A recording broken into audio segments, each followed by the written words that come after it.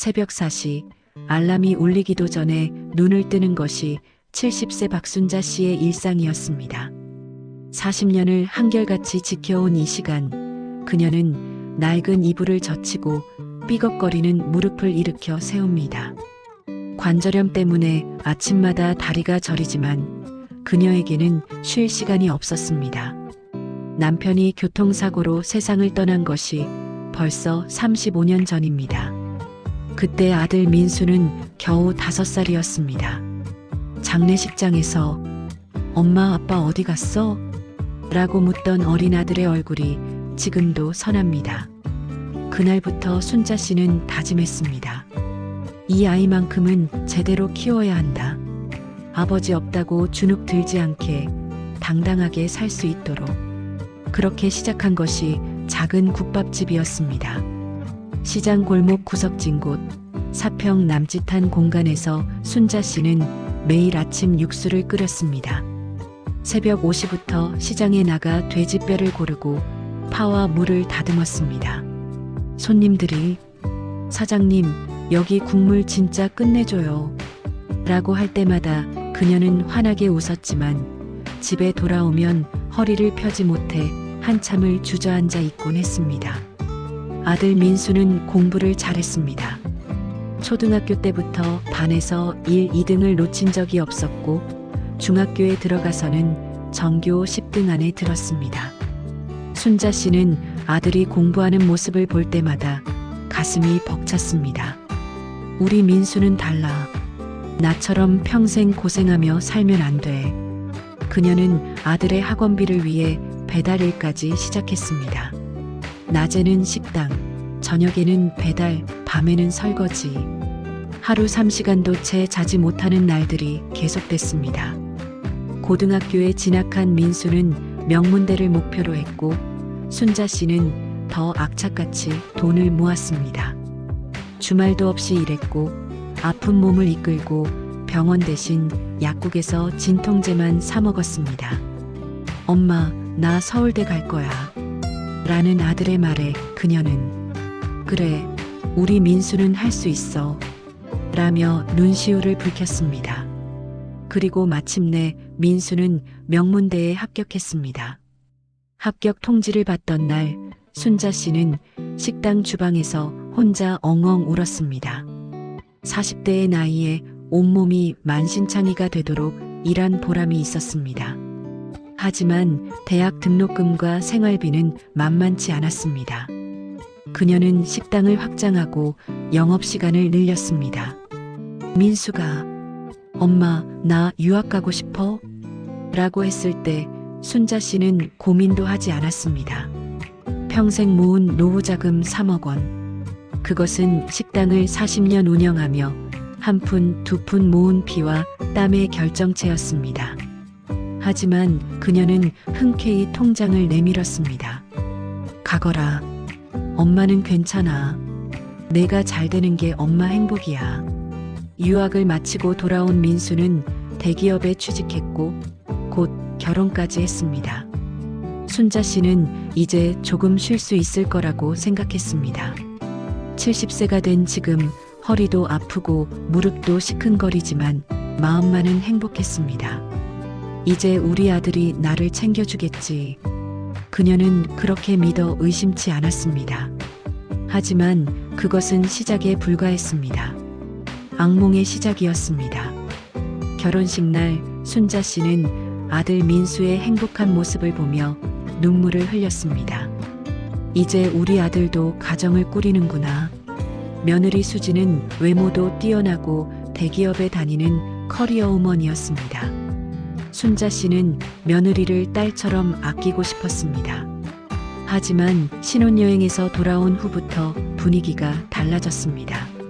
순자 씨가 아들에게 전화를 걸면 수진의 날카로운 목소리가 들렸습니다. 여보, 또 시어머니세요? 매일 전화하시네. 민수는 엄마, 나 바빠. 나중에 연락할게. 라며 급하게 끊었습니다. 예전에는 매일 저녁 안부 전화를 하던 아들이었는데 이제는 일주일에 한 번도 연락하기 힘들었습니다. 추석이 다가왔습니다. 순자 씨는 한 달 전부터 준비했습니다. 아들이 좋아하는 갈비찜, 동태전, 잡채까지 70세의 몸으로 이틀 밤을 새워가며 음식을 준비했습니다. 하지만 명절 당일 아침 민수에게서 문자가 왔습니다. 엄마, 죄송해요. 처가에 먼저 가야 해서 못 갈 것 같아요. 엄마 건강 챙기세요. 순자 씨는 차려놓은 음식 앞에서 혼자 명절을 보냈습니다. 이웃 할머니가 순자야, 아들 안 왔어? 라고 물었을 때 그녀는 응, 바빠서 못 온대. 젊은 사람들은 다 그렇지 뭐. 라며 억지로 웃었습니다. 하지만 그날 밤 그녀는 남편 영정 앞에서 소리 없이 울었습니다. 몇 달 후 순자 씨는 감기가 심해져 병원에 입원했습니다. 40년간 쉬지 않고 일한 몸이 한계에 다다른 것이었습니다. 그녀는 떨리는 손으로 아들에게 전화를 걸었습니다. 민수야, 엄마가 병원에 입원했어. 올 수 있니? 민수는 엄마, 나 지금 회사 프로젝트 때문에 정말 바빠. 며칠만 있으면 퇴원하시잖아요. 몸조리 잘하세요. 라고만 했습니다. 순자 씨는 병원 침대에 누워 천장만 바라봤습니다. 옆 병상의 환자는 가족들이 매일 찾아와 과일을 깎아주고 이야기를 나눴습니다. 그녀는 그 모습을 보며 가슴이 먹먹했습니다. 내가 뭘 잘못했을까?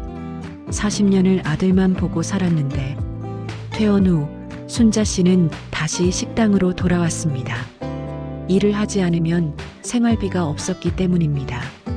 하지만 예전 같지 않은 몸이 자꾸 말을 듣지 않았습니다. 국밥을 끓이다가 어지러워 주저앉기도 했고 설거지를 하다가 손에 힘이 풀려 그릇을 깨뜨리기도 했습니다. 어느 날 순자 씨는 아들 부부가 사는 아파트 근처를 지나가다 우연히 그들을 봤습니다. 민수와 수지는 고급 레스토랑에서 나와 웃으며 걷고 있었습니다. 순자 씨는 반가운 마음에 손을 흔들려다가 멈췄습니다. 수진이 남편의 팔을 잡으며 뭔가 속삭이자 민수가 고개를 돌려 어머니를 봤지만 못 본 척 지나갔습니다. 그날 밤 순자 씨는 식당 주방에 혼자 앉아 소주를 한 잔 마셨습니다. 40년간 술 한 모금 안 하고 살았지만 그날만큼은 마음이 너무 아팠습니다. 내가 뭘 잘못 키웠나? 저렇게 냉정한 아이로 키운 게 내 죄인가? 하지만 이것은 시작에 불과했습니다. 진짜 배신은 이제부터였습니다. 어느 봄날 민수와 수진이 갑자기 식당을 찾아왔습니다. 몇 달 만에 보는 아들의 얼굴에 순자 씨는 반가움에 눈물이 핑 돌았습니다. 민수야, 어쩐 일이니? 밥은 먹었어? 하지만 아들의 표정은 어딘가 어색했습니다. 엄마, 우리 잠깐 이야기 좀 할까요? 민수는 식당 한쪽 구석 테이블에 앉으며 말을 꺼냈습니다. 수진도 옆에 앉았습니다. 어머니, 이제 나이도 70세시잖아요. 언제까지 이렇게 힘들게 일하실 거예요? 허리도 아프시고 무릎도 안 좋으시다면서요. 순자 씨는 아들의 걱정에 가슴이 따뜻해졌습니다. 괜찮아. 엄마는 일하는 게 좋아. 이 식당이 엄마 인생이잖니. 하지만 수진이 끼어들었습니다. 어머니, 그게 아니라요. 저희가 어머니 노후를 책임지고 싶어서요. 이 식당을 정리하시고 편히 쉬세요. 민수가 서류 봉투를 꺼냈습니다. 엄마, 이게 뭐냐면요.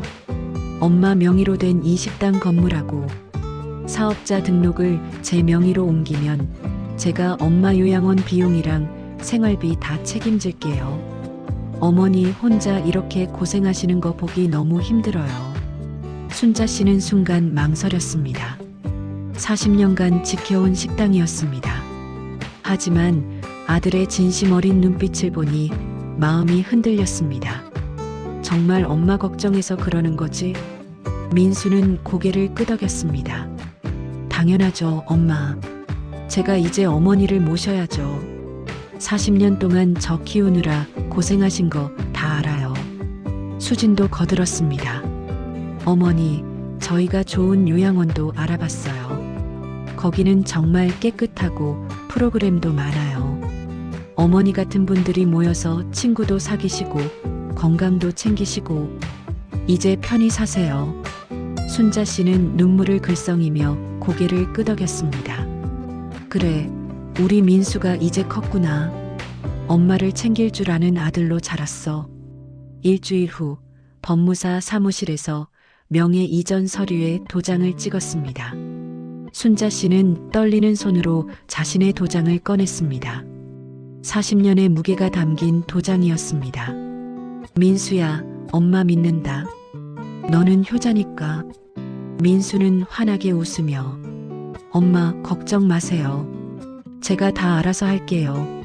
라고 했습니다. 명예 이전이 끝난 지 단 3주 후였습니다. 순자 씨가 평소처럼 새벽에 식당 문을 열려고 하는데 자물쇠가 바뀌어 있었습니다. 당황한 그녀가 아들에게 전화를 걸었습니다. 민수야, 식당 자물쇠가 왜 바뀐 거니? 민수의 목소리는 차갑게 식어 있었습니다. 엄마, 이제 그 건물 제 명의잖아요. 제가 다른 용도로 쓸 거예요. 뭐? 무슨 소리야? 엄마 요양원 보낸다며? 생활비 책임진다며? 순자 씨의 목소리가 떨렸습니다. 민수는 짜증 섞인 목소리로 말했습니다. 엄마, 제가 언제 요양원 보낸다고 했어요? 그냥 이제 쉬시라는 얘기였죠. 생활비요? 엄마, 저도 애들 키우고 대출 갚느라 바빠요. 국민연금 받으시잖아요. 순자 씨는 그 자리에서 주저앉았습니다. 40년 동안 새벽부터 밤까지 일하며 지켜온 식당. 남편이 죽고 혼자 아들을 키우며 울고 웃었던 그곳. 그 모든 것이 단 한 번의 도장으로 사라졌습니다. 며칠 후 식당 건물에는 재개발 예정지 라는 팻말이 붙었습니다. 순자 씨는 그제야 깨달았습니다. 아들이 노린 것은 재개발이었다는 것을. 식당을 빼앗긴 후 순자 씨에게 남은 것은 고시원 방 하나뿐이었습니다. 40년간 살았던 식당 2층 집도 아들이 건물 전체가 제 명의니까 비워주세요. 라며 내쫓았습니다. 이삿짐 센터를 부를 돈도 없어서 그녀는 손수레에 짐을 싣고 고시원으로 이사했습니다. 월세 35만 원짜리 고시원 방은 겨우 2평 남짓했습니다. 창문도 제대로 없는 반지하 방에는 곰팡이 냄새가 진동했습니다. 침대와 작은 책상, 옷을 걸 수 있는 좁은 공간이 전부였습니다. 화장실과 샤워실은 층마다 하나씩 공용으로 써야 했습니다. 40년간 자신의 집에서 살던 순자 씨에게는 견디기 힘든 환경이었습니다. 더 큰 문제는 생활비였습니다. 국민연금으로 받는 돈은 월 40만 원, 고시원 월세 35만 원을 내고 나면 5만 원밖에 남지 않았습니다. 식비, 병원비, 약값을 생각하면 턱없이 부족한 금액이었습니다. 70세의 나이에 순자 씨는 다시 일을 해야 했습니다. 새벽 5시 순자 씨는 전단지 돌리기 아르바이트를 시작했습니다. 한 장당 5원. 하루에 1000장을 돌리면 5천 원을 벌 수 있었습니다. 관절염으로 무릎이 시큰거렸지만 그녀는 이를 악물고 계단을 오르내렸습니다. 아파트 단지를 돌며 문틈에 전단지를 끼워 넣는 일. 젊은 사람도 힘든 일을 70세 노인이 하고 있었습니다. 오전 일을 마치면 점심도 거른 채 택배 분류센터로 갔습니다. 오후 1시부터 5시까지 컨베이어 벨트에서 쏟아지는 택배 상자를 지역별로 분류하는 일이었습니다. 무거운 상자들이 끊임없이 내려왔고 순자 씨는 허리를 숙였다 폈다를 반복했습니다. 젊은 알바생들은 할머니 괜찮으세요? 라고 걱정했지만 그녀는 괜찮아 할 수 있어 라며 웃어 보였습니다. 하루 일과를 마치고 고시원에 돌아오면 온몸이 쑤셨습니다. 침대에 누워도 무릎과 허리 통증 때문에 잠을 이룰 수 없었습니다. 진통제를 먹어도 효과가 없었고 병원에 갈 돈도 없었습니다. 어떤 날은 너무 아파서 벽을 붙잡고 눈물을 흘렸습니다. 내가 왜 이렇게 살아야 하지? 40년을 일했는데 식사는 더욱 비참했습니다. 편의점에서 파는 컵라면이 주식이었고 가끔 마트에서 할인하는 김밥을 사 먹는 것이 전부였습니다. 예전에는 식당에서 매일 따뜻한 국밥을 먹었는데 이제는 찬 라면으로 끼니를 때웠습니다. 영양 부족으로 머리카락이 빠지고 얼굴은 헬쑥해졌습니다. 어느 날 고시원 복도에서 같은 층에 사는 젊은 청년과 마주쳤습니다. 청년은 순자 씨를 보며 놀란 표정을 지었습니다. 할머니, 여기서 혼자 사세요? 자식은 없으세요? 순자 씨는 쓴웃음을 지으며 있지. 아들 하나 있어. 대기업 다니고 잘 살아. 라고 대답했습니다.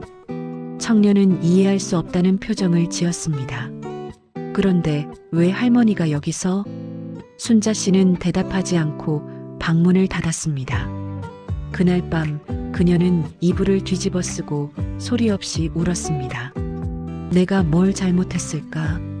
40년을 아들만 보고 살았는데 이게 내가 받을 대가인가? 고시원 창밖으로는 다른 집 불빛이 보였습니다. 가족들이 모여 저녁을 먹고 TV를 보며 웃는 모습들. 순자 씨는 그 불빛을 바라보며 생각했습니다. 나도 저렇게 살 수 있을 줄 알았는데. 하지만 현실은 냉혹했습니다. 70세 노인은 고시원 좁은 방에서 내일 또 새벽에 일어나 전단지를 돌려야 했습니다. 어느 추운 겨울날 아침, 순자 씨는 관절염 주사를 맞으러 병원에 갔습니다. 진료비를 아끼려고 몇 달을 참았지만 더 이상은 견딜 수 없을 만큼 무릎이 아팠습니다. 병원 대기실에 앉아 차례를 기다리는데 창밖으로 익숙한 차가 지나갔습니다. 검은색 수입 세단. 순자 씨는 눈을 의심했습니다. 운전석에 앉은 사람은 분명 아들 민수였습니다. 조수석에는 며느리 수진이 앉아 있었고 뒷좌석에는 아이들이 보였습니다.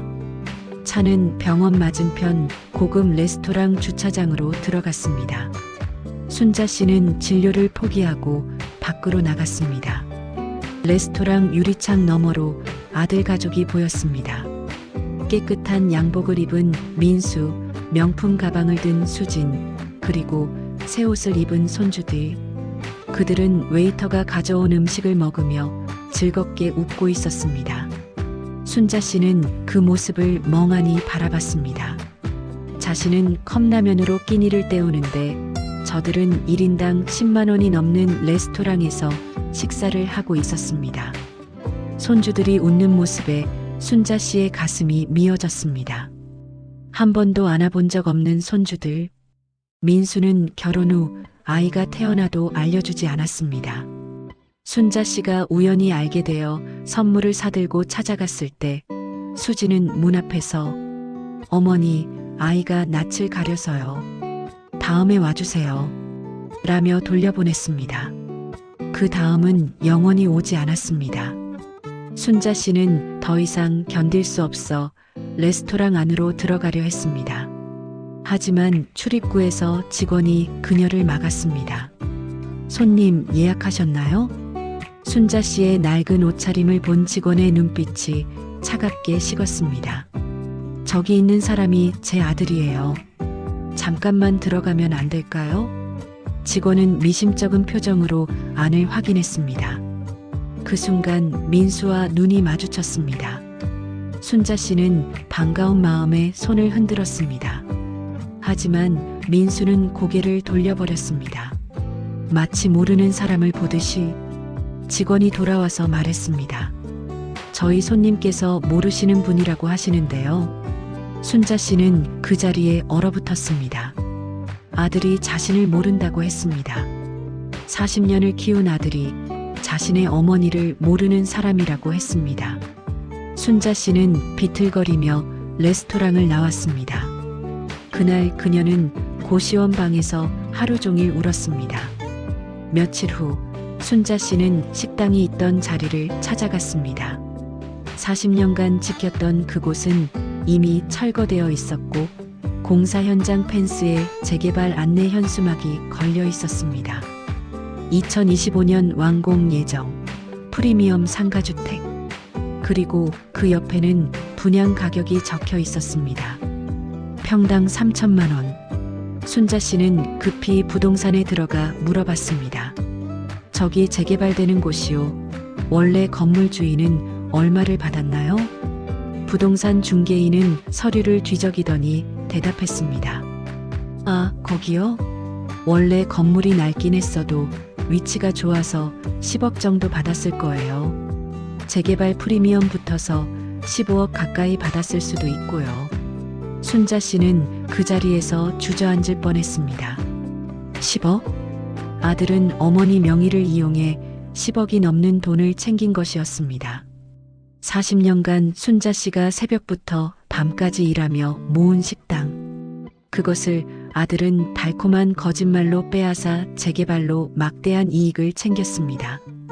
순자 씨는 분노에 온몸이 떨렸습니다. 집으로 돌아와 서랍 깊숙이 숨겨둔 낡은 상자를 꺼냈습니다. 그 안에는 40년간 모은 식당 관련 서류들이 있었습니다. 건물 등기부등본 사본, 사업자 등록증, 세금 납부 증명서, 그리고 아들 명의로 보낸 학비와 유학비 송금 내역까지. 순자 씨는 이 모든 것을 펼쳐놓고 하나하나 확인했습니다. 그날 밤 순자 씨는 결심했습니다. 이대로는 안 돼. 내가 당하고만 살 수는 없어.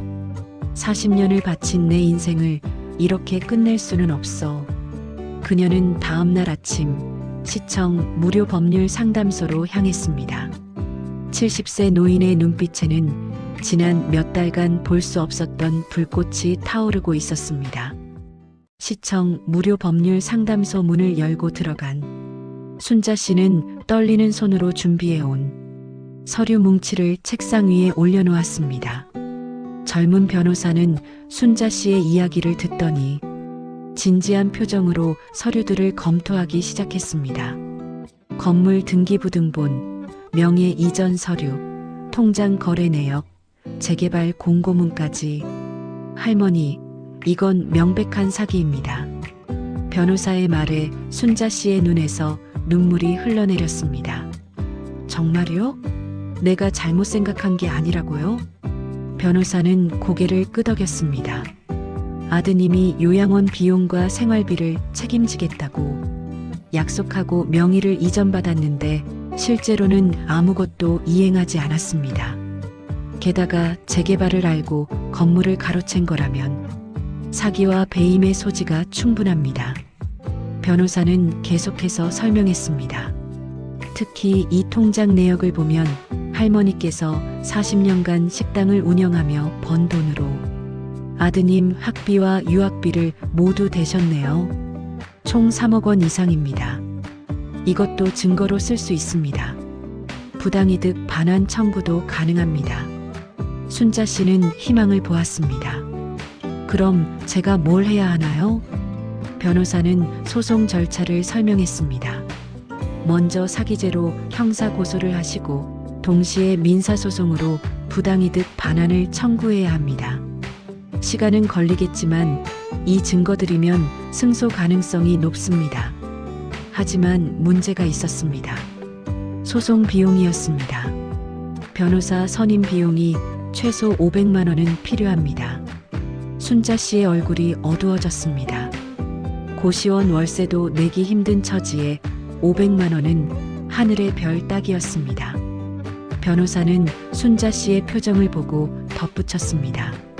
법률구조공단에 신청하시면 무료 변호 지원을 받을 수 있습니다. 할머니 같은 경우는 충분히 지원 대상이 됩니다. 그날부터 순자 씨의 싸움이 시작됐습니다. 법률구조공단에 신청서를 제출하고 증거 자료들을 정리했습니다. 40년간 모은 식당 영수증, 세금 계산서, 아들에게 보낸 송금 내역까지 모든 것을 복사해서 정리했습니다.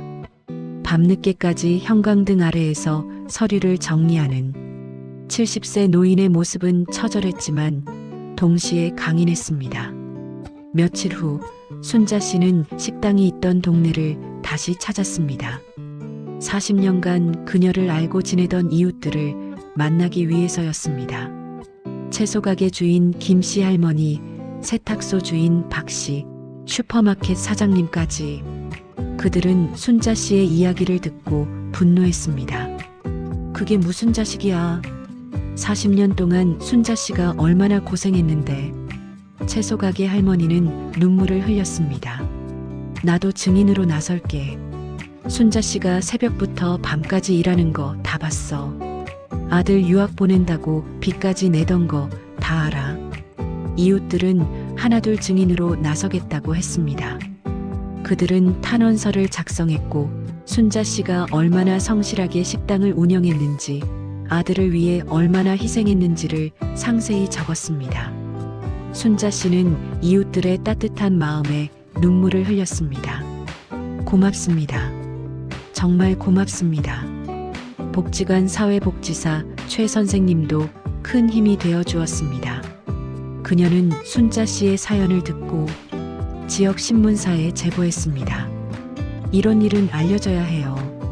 할머니 혼자만의 문제가 아니에요. 많은 노인들이 자식들에게 이런 피해를 당하고 있어요. 며칠 후 지역 신문에 순자 씨의 이야기가 실렸습니다. 40년 헌신한 어머니, 아들에게 식당 빼앗겨 고시원 신세. 기사가 나가자 지역 사회가 들끓었습니다. 댓글에는 분노와 응원의 메시지가 쏟아졌습니다. 이게 사람이 할 짓인가요? 할머니 힘내세요. 저도 비슷한 일 겪었습니다. 방송국에서도 연락이 왔습니다. 한 시사 프로그램에서 취재를 요청했고 순자 씨는 용기를 내어 인터뷰에 응했습니다. 카메라 앞에서 그녀는 40년의 이야기를 담담하게 들려줬습니다. 저는 제가 잘못 키운 줄 알았어요. 하지만 이제는 알아요. 제가 잘못한 게 아니라는 걸. 제 권리를 찾고 싶어요. 방송이 나간 후 반응은 폭발적이었습니다. 온라인 커뮤니티에서는 민수의 신상을 찾으려는 움직임까지 생겼습니다. 순자 씨는 그것까지는 원하지 않았지만 자신의 이야기가 많은 사람들에게 알려지자 힘이 생겼습니다. 나는 혼자가 아니구나. 70세 노인은 더 이상 주저앉지 않았습니다. 이제 그녀는 싸울 준비가 되어 있었습니다. 방송이 나간 다음 날 민수의 회사로 전화가 빗발쳤습니다. 귀사의 직원이 70세 노모를 상대로 사기를 쳤다는데 사실인가요? 인사팀은 긴급 회의를 소집했고 민수는 상무실로 불려갔습니다. 박 대리, 이게 대체 무슨 일입니까? 회사 이미지에 큰 타격입니다. 민수는 오해입니다. 저희 어머니가 착각하신 거예요. 라고 변명했지만 이미 인터넷에는 증거 자료들이 퍼지고 있었습니다. 명예 이전 서류, 재개발 공고문, 순자 씨가 보낸 송금 내역까지. 민수의 변명은 설득력이 없었습니다. 회사는 그에게 사태가 진정될 때까지 자택 대기하라는 징계를 내렸습니다. 집으로 돌아온 민수를 기다린 것은 며느리 수진의 차가운 눈빛이었습니다. 여보, 이게 대체 뭐예요? 당신 때문에 우리 가족이 웃음거리가 됐어요.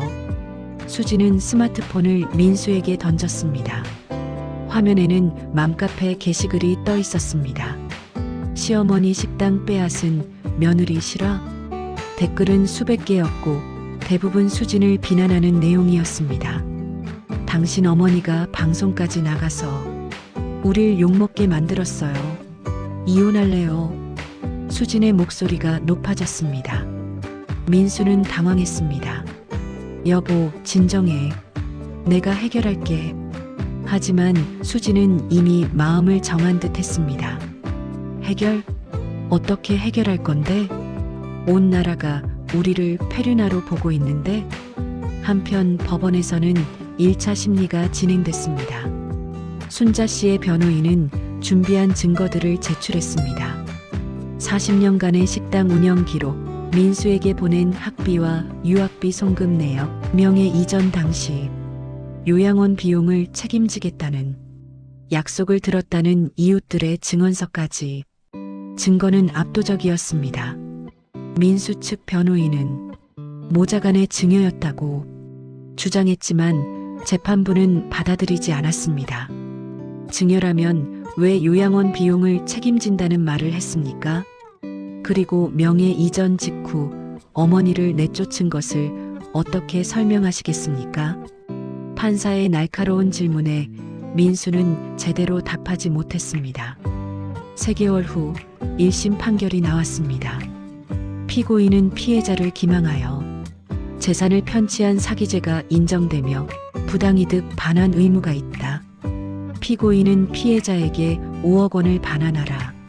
재판장에 앉아있던 순자 씨는 눈물을 흘렸습니다. 40년의 한이 조금이나마 풀리는 순간이었습니다. 민수는 항소했지만 2심에서도 판결은 같았습니다.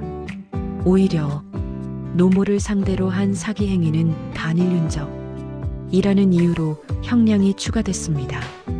민수는 징역 1년에 집행유예 2년을 선고받았고 5억 원을 어머니에게 반환해야 했습니다.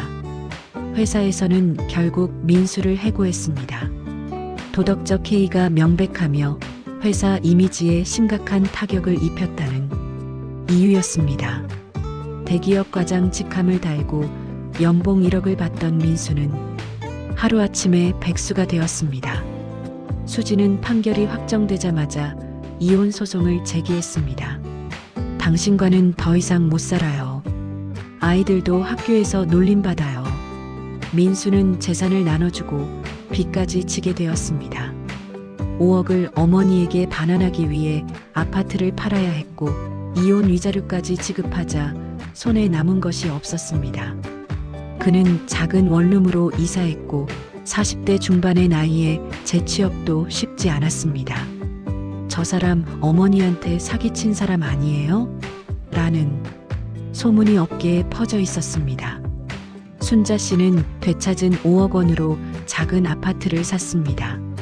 고시원을 벗어나 따뜻한 보일러가 있는 집, 창문으로 햇빛이 들어오는 집, 그녀는 처음으로 마음 편히 잠을 잘 수 있었습니다. 또한 남은 돈으로 복지관에 기부도 했습니다. 저처럼 자식에게 버림받은 노인들을 도와주세요. 복지관에서 봉사활동을 하며 순자 씨는 새로운 삶을 살기 시작했습니다. 비슷한 처지의 노인들을 만나 이야기를 나누고 함께 식사를 하고 산책도 했습니다. 자식은 결국 남이에요. 우리 인생은 우리가 사는 거예요. 그녀의 말에 다른 노인들도 고개를 끄덕였습니다. 어느 날 순자 씨의 집 초인종이 울렸습니다. 문을 열자 민수가 서 있었습니다. 초췌한 얼굴, 낡은 옷차림. 엄마, 용서해 주세요. 민수는 무릎을 꿇었습니다. 순자 씨는 잠시 아들을 바라봤습니다. 한때는 세상에서 가장 사랑했던 아들. 하지만 이제는 남처럼 느껴졌습니다. 민수야, 이제 늦었어. 엄마는 너를 용서할 수 없어. 하지만 내가 잘 살기를 바래. 내 인생은 내가 책임져. 순자 씨는 조용히 문을 닫았습니다.